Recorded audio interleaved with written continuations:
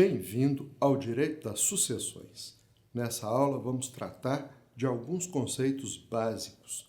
Ao final da aula, você saberá o conceito de sucessão, herança, espólio, aceitação, abertura da sucessão, herdeiro, legatário, renúncia, petição de herança, dentre outros. O direito das sucessões tem por objeto regulamentar a transmissão do patrimônio de uma pessoa que morre aos seus herdeiros e legatários. Vejamos a seguir alguns termos básicos. Sucessão é a continuação de uma pessoa em relação jurídica que cessou para o sujeito anterior e continua em outro. É a transferência de direitos de uma pessoa a outra. A sucessão, quanto à sua causa, pode ser inter vivos ou causa-mortes. Se A vende o seu carro a B, temos que B sucede A na propriedade do carro. Se A passa a B um cheque que recebera de C, temos que B sucede a A como credor de C. Em ambos os casos, teremos sucessão inter vivos, uma vez que tanto A quanto B não estão mortos. E mais ainda, a sucessão entre eles não estava calcada no pressuposto de que o sucedido tivesse que morrer, ou seja, para que B sucedesse a A, não foi necessário que A morresse. Desses casos de sucessão inter vivos, cuidará o direito das coisas e ou o direito das obrigações, basicamente. Sucessão causa-mortes é aquela que tem como pressuposto a morte do sucedido. É a transmissão da herança de um morto aos seus herdeiros e legatários. Há outras espécies de sucessão conforme o ângulo enfocado. Assim, a se levar em conta a sua abrangência, a sucessão será singular ou universal. Sucessão a título universal é a transmissão da totalidade de um certo patrimônio ao sucessor, que se subroga abstratamente na totalidade. Pode ser inter vivos ou causa-mortes. Se uma empresa incorpora a outra, haverá sucessão universal da incorporadora, que sucede à incorporada na totalidade do seu patrimônio. Os herdeiros sucedem o defunto universalmente na totalidade do seu patrimônio. Até que se realize a partilha dos bens, a herança pertence a todos os herdeiros indiscriminadamente em regime de copropriedade. Sucessão a título singular é a transmissão de uma coisa ou de um direito determinado. Ocorre subrogação concreta numa relação de direito determinada. A sucessão singular também pode ser inter vivos ou causa-mortes. Se uma pessoa recebe uma casa de outra em doação, irá sucedê-la na propriedade do imóvel. A sucessão terá sido a título singular, uma vez que se trata de um imóvel determinado, e inter vivos, pois não pressupôs a morte de ninguém. Por outro lado, se um indivíduo deixa em testamento uma certa quantia para o outro, teremos aí não sucessão universal, como a dos herdeiros que recebem todo o patrimônio do defunto, mas sucessão a título singular, uma vez que o sucessor estará sendo agraciado com uma certa quantia determinada. A sucessão será, neste caso, causa-mortes e a título singular. Dependendo da sua regulamentação, a sucessão causa-mortes poderá ser legítima ou testamentária. Sucessão legítima é a que ocorre segundo a determinação legal. Acontece quando alguém morre ab intestato, isto é, sem deixar testamento, intestado. A sucessão legítima será sempre universal. Isso não quer dizer, porém, que os direitos de todos os tipos serão transmitidos. Sucessão testamentária é a que ocorre por ato de vontade deixado em testamento. Quando o testador deixar seus bens de forma indivisa a uma ou mais pessoas, teremos sucessão testamentária a título universal. Porém, se o testador especificar que bens está destinando a este ou aquele, teremos sucessão testamentária a título singular. Podem ocorrer as duas coisas ao mesmo tempo, ou seja, o testador pode deixar o seu patrimônio a uma ou mais pessoas, destacando um ou outro bem para outra ou outras pessoas. Assim, poderíamos ter um testamento com os seguintes dizeres: deixo os meus bens a Maria e Manuel e R$ 1.000 a Pedro. No exemplo, Maria e Manuel receberam a título universal e Pedro a título singular. O defunto recebe os nomes de falecido, finado, morto, sucedido, antecessor, inventariado ou qualquer expressão semelhante. Às vezes, a palavra morto, defunto, falecido ou outro sinônimo não se inserem bem no contexto. Por exemplo, ficaria estranho dizer que o defunto morreu sem deixar testamento. Defunto morreu fica esquisito. Nesses casos, utiliza-se o termo autor da herança. Assim, o autor da herança morreu sem deixar testamento. Ou melhor, o autor da herança morreu ab intestato. Há um outro termo ainda para designar autor da herança. É de cuius, de cujos ou de cujo na versão aportuguesada. Entendido? Herdeiro é quem recebe os bens.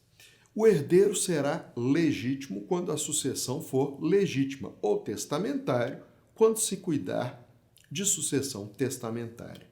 Os herdeiros podem ser necessários.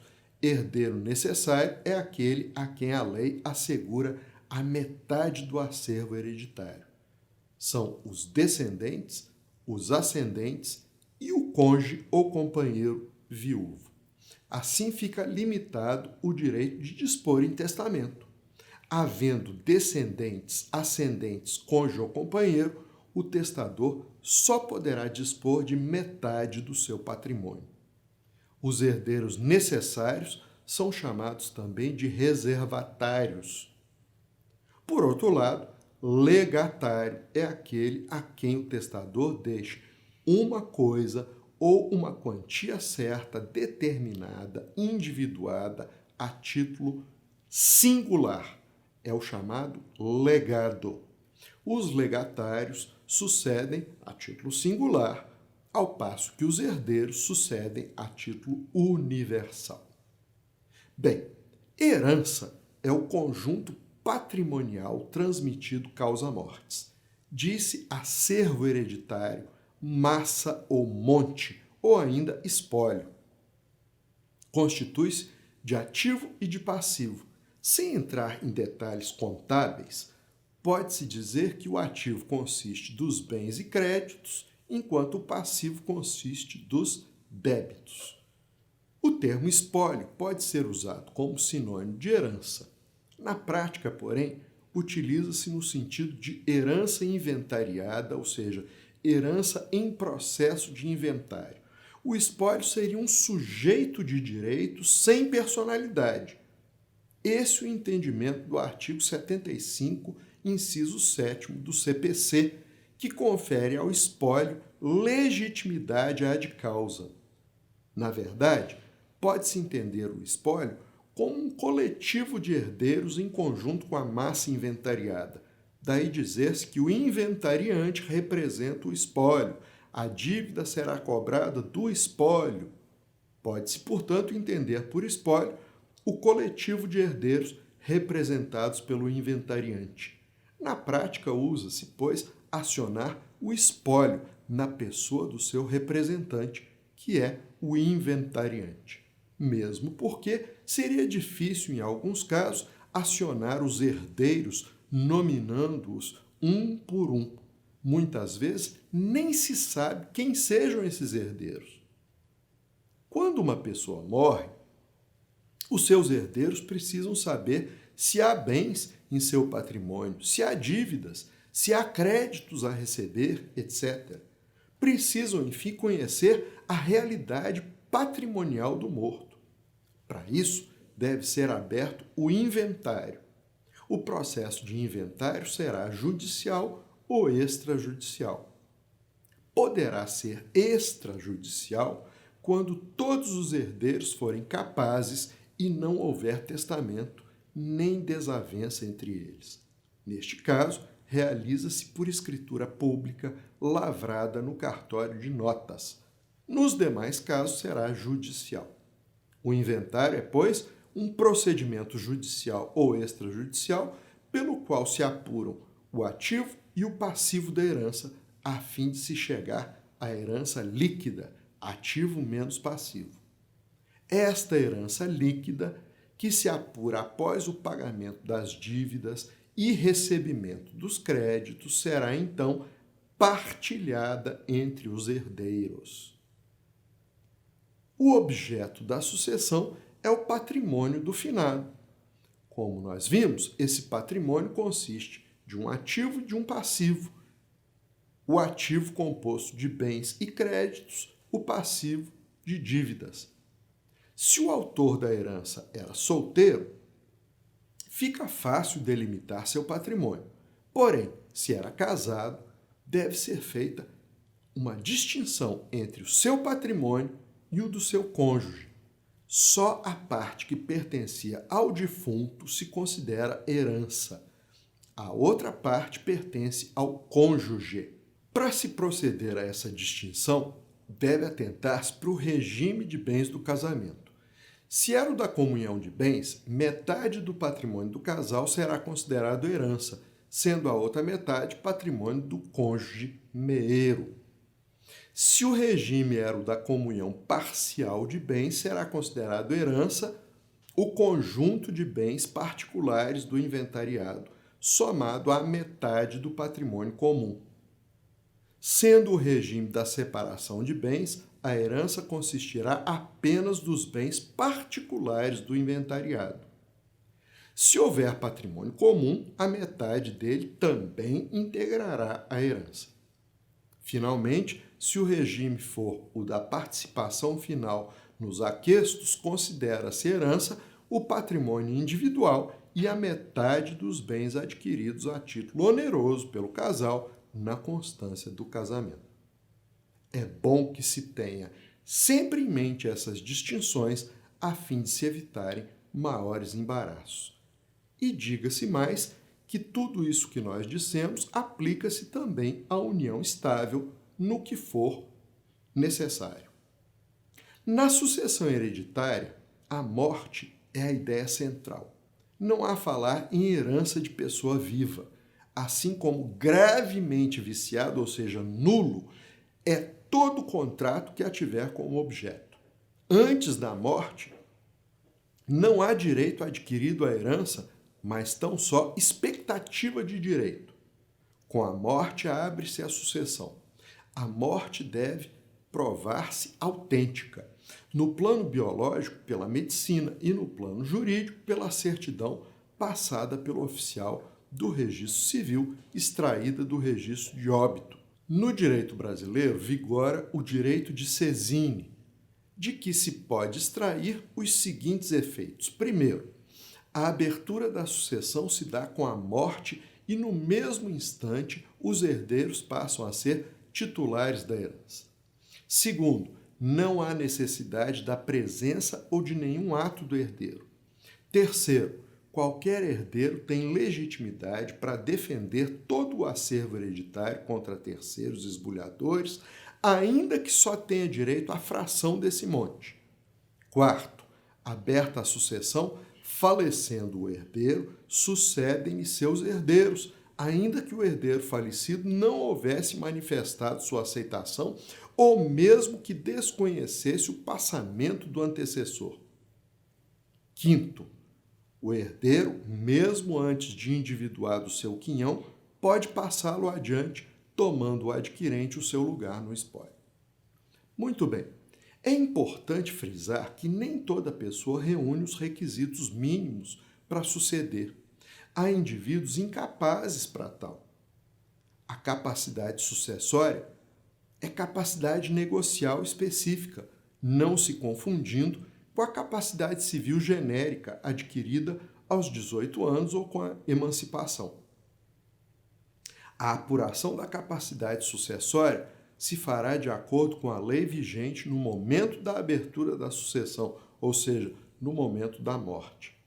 Os pressupostos que definem essa capacidade são dois: existência e vocação hereditária.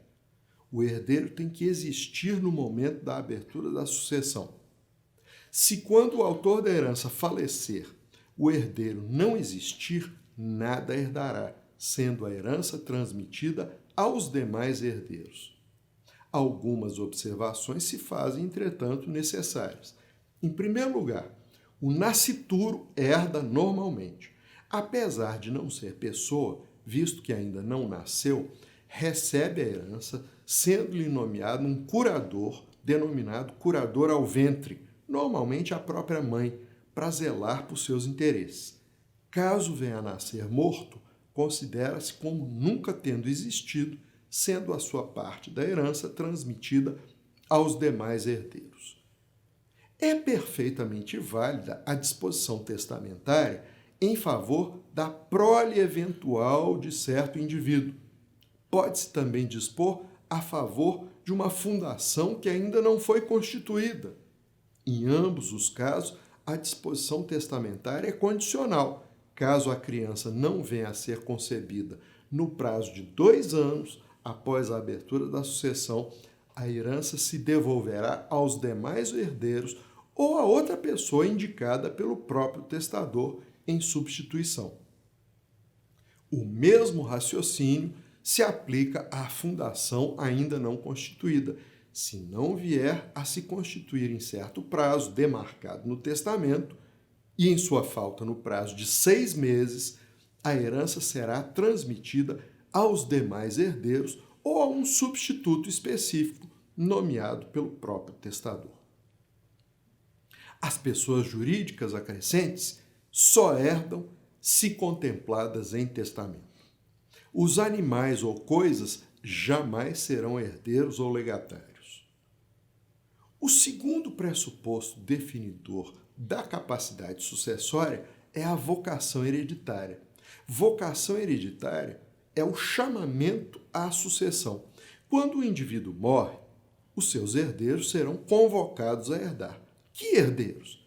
Aqueles instituídos no testamento e, na falta do testamento, aqueles instituídos em lei. Fora desses casos, os demais não serão capazes para suceder por não estarem na ordem de vocação hereditária. A transmissão ou devolução da herança é a transferência do acervo aos herdeiros e legatários. Em relação a essa transmissão, 3 questões se impõem: quando, onde e a quem se devolve a herança. Como vimos, a transmissão da herança, segundo o nosso direito, ocorre no exato momento da morte. É a sesine. Se os herdeiros forem vários, serão condôminos do acervo hereditário até a partilha. A segunda pergunta: onde se transmite a herança? A resposta é bastante simples: no último domicílio do inventariado, ainda que tenha morrido em local diverso ou que os seus bens estejam situados em outra ou outras localidades. Por fim, a quem se devolve ou se transmite a herança? A herança será distribuída entre os herdeiros e legatários instituídos no testamento e, na falta de testamento, entre os herdeiros instituídos pela lei, denominados herdeiros legítimos. Não havendo herdeiros legítimos nem testamentários, a herança ficará sem dono, sendo recolhida aos cofres municipais para ser aplicada em educação pública. Para que essa situação patrimonial se consolide, é necessário que o herdeiro aceite a herança que já lhe foi deferida. Em outras palavras, é mister que aceite o que já é seu. A aceitação da herança é, assim, a manifestação livre de vontade de receber o herdeiro a herança que lhe é deferida. Na verdade, são 3 as etapas da transmissão ou devolução da herança. Em primeiro lugar, ocorre a abertura da sucessão com a morte do autor da herança. Neste exato instante, o acervo é transmitido de forma abstrata aos herdeiros, que se tornam seus condôminos, ainda que nem o saibam. O segundo momento é o da delação, ou seja, momento em que se oferece o acervo aos herdeiros. Ele é, na verdade, concomitante ao momento da abertura da sucessão. Em poucas palavras, a delação ocorre ao mesmo tempo em que a abertura da sucessão. Aliás, é a partir dela que os herdeiros se tornam donos da herança. Por fim, a aceitação. Trata-se de um negócio jurídico unilateral com o qual a herança já deferida é aceita. Como ficou claro, o ato aquisitivo não é a aceitação. A aquisição propriamente dita se dá com a morte. A aceitação apenas a consolida. A aceitação pode ser expressa quando resultar de declaração escrita, nunca verbal, ainda que perante testemunhas.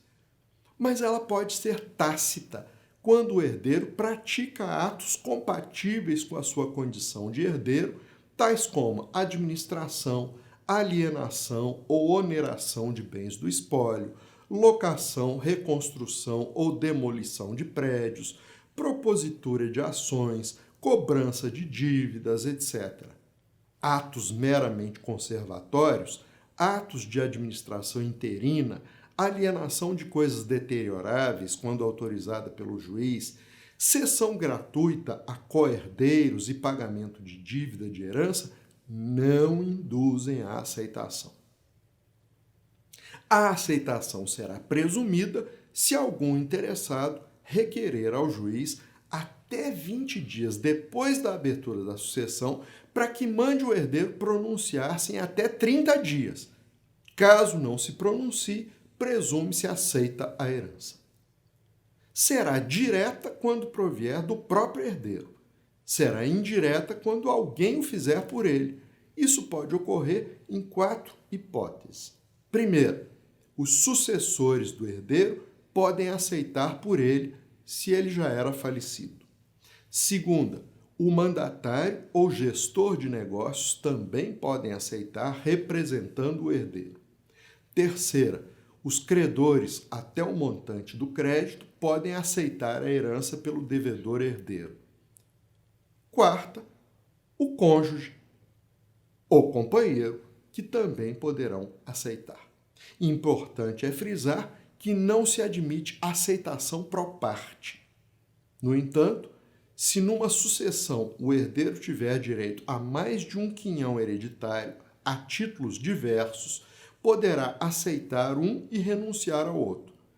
Se, por exemplo, A deixa um testamento atribuindo 50% de sua herança a seus filhos B e C e os outros 50% ao filho B, este, ou seja, B, fará jus a 2 quinhões, a um como herdeiro necessário, ao outro como herdeiro voluntário. Neste caso, o B poderá aceitar um quinhão e renunciar ao outro. A aceitação será anulada quando, após a aceita, apurar-se que o aceitante não era herdeiro ou descobrir-se um testamento. Se o inventário já tiver sido encerrado e homologada a partilha, só por ação de petição de herança o interessado poderá reivindicar o que lhe cabia. A aceitação será sempre a benefício de inventário, ou seja, o herdeiro não assume as dívidas do morto a não ser que deseje. Por outro lado, a renúncia é o direito que tem o herdeiro de rechaçar a herança. A renúncia é um ato jurídico formal, dando-se por instrumento público lavrado por notário de qualquer localidade ou por termo nos autos do processo de inventário ou de qualquer ação que verse sobre a herança. É requisito substancial sem o que não tem valor a renúncia. Quanto à sua natureza jurídica, a renúncia é declaração unilateral de vontade. Não há necessidade de ser homologada em juízo. Completa-se por si mesma. Formalizada a renúncia, os bens passam aos herdeiros da outra classe, independentemente de sua presença ou aceitação. Por exemplo, se os filhos renunciarem, os netos herdarão. Se não houver herdeiros, a herança se considerará vaga e passará ao erário municipal. Para renunciar, o agente deve ser capaz não somente para os atos da vida civil, mas principalmente para alienar. Pode ser efetuada por mandatário, que deve ter poderes especiais e expressos para tanto. Se o agente for incapaz, a recusa de nada vale, ainda que efetuada por seu representante, que não tem capacidade dispositiva, a não ser por autorização judicial. A renúncia só pode ocorrer após a abertura da sucessão, nunca depois da aceitação. Uma vez formalizada, retroage à abertura da sucessão e o herdeiro é tratado como se nunca tivesse sido. A renúncia deve ser pura e simples, não comportando termo ou condições. Em outras palavras, o herdeiro deve apenas renunciar, não podendo impor condições para tanto, nem renunciar até certa época, depois aceitando. Há quem admita que possa ser translativa, quando o renunciante repudia a herança em favor de outra pessoa. É a chamada renúncia de nome.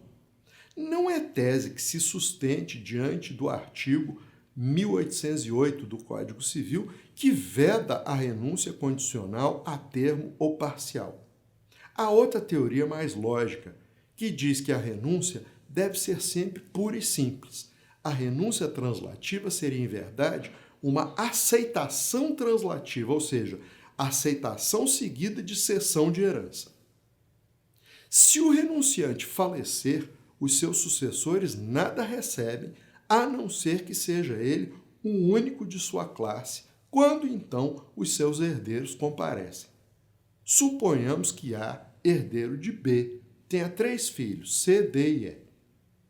Supondo que A renuncie à herança de B, falecendo logo em seguida, a parte a que renunciou será distribuída entre os seus irmãos, quais sejam os outros filhos de B. Mas e se A fosse filho único? Nessa hipótese, a parte a que renunciou antes de morrer seria distribuído entre C, D e E, que estariam herdando do avô, ou seja, de B. Quem renuncia à herança não está impedido de aceitar legado. O renunciante, como pai, não é impedido da administração ou usufruto dos bens que venham a tocar a seus filhos menores em virtude da renúncia. Na sucessão testamentária, a transmissão dos bens do renunciante pode depender das disposições do testamento. O testador pode dispor que, se um herdeiro renunciar, a sua parte será conferida a outro herdeiro ali nomeado. Entendido até aqui? Vamos ver agora a cessão de herança. Cessão de herança é a alienação gratuita ou onerosa da herança a terceiro, estranho ou não ao inventário. A cessão pode ser total ou parcial, quando envolver todo o quinhão do cedente ou parte dele.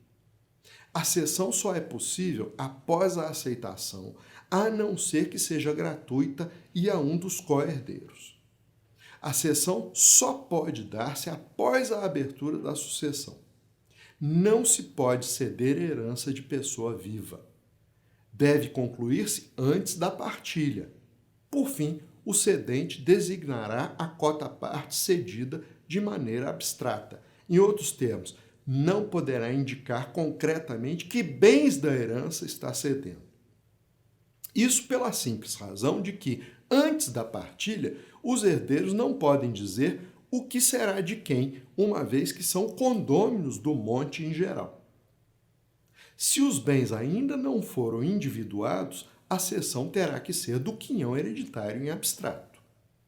O cessionário recebe a herança no estado em que se achar, correndo por sua conta os riscos de ser mais ou menos absorvida pelo passivo, a não ser que o cedente determine um valor expressamente, caso em que se obriga por ele. O cedente não responde pela evicção. Evicção, a título de recordação, é a perda da coisa em virtude de sentença judicial a favor de quem possui um direito anterior sobre ela. Os herdeiros têm direito de preferência se a cessão for onerosa. Explicando melhor, se o herdeiro resolver vender a sua cota à parte, deverá oferecer primeiro aos co-herdeiros que têm direito de preferência, podendo anular a cessão operada em favor de estranho. O fundamento da preferência é o condomínio entre os herdeiros desde a abertura da sucessão até a partilha. Os credores do cedente, não avisados e prejudicados pela cessão, têm ação contra o herdeiro, ainda que o cessionário assuma o débito. O instrumento da cessão será juntado aos autos do processo de inventário, prosseguindo este normalmente, feita a substituição do herdeiro pelo cessionário automaticamente. Para terminar, vamos ver a petição de herança. Petição de herança é a ação pela qual um herdeiro esquecido ou desconhecido reclame a sua parte da herança antes ou depois da partilha. A ação deve instruir-se com a prova da qualidade de herdeiro. O autor pedirá a entrega dos bens com os seus acessórios e implementos. Segundo o artigo 1824 do Código Civil, a ação terá cabida contra o possuidor pro-herede ou contra o possuidor ordinário que detém os bens a outro título. Possuidor pro-herede é aquele que possui na condição de herdeiro. No mais das vezes, a ação é proposta contra o espólio. A ação de petição de herança pode vir isolada ou geminada a outro pedido. O caso mais frequente é o de cumulação com a investigação de paternidade. Ao herdeiro vencedor, devolve-se a herança com todos os seus acessórios. O artigo 1824 confere à ação de petição de herança caráter declaratório. O herdeiro pode demandar o reconhecimento de seu direito sucessório. Em outras palavras, o juiz reconhecerá a existência de algo que já é real, ou seja, o direito sucessório decorrente da lei ou do testamento. É óbvio que a ação, além de declaratória, será também condenatória num segundo momento, uma vez que o peticionante reivindicará o seu quinhão hereditário. Para reivindicar o seu quinhão, o herdeiro deverá respeitar o prazo genérico de prescrição, consistente em 10 anos contados da abertura da sucessão. Em outras palavras, para reconhecer o status de herdeiro, não há prazo, mas para reivindicar a herança, o prazo será de 10 anos. Entendido? É isso aí.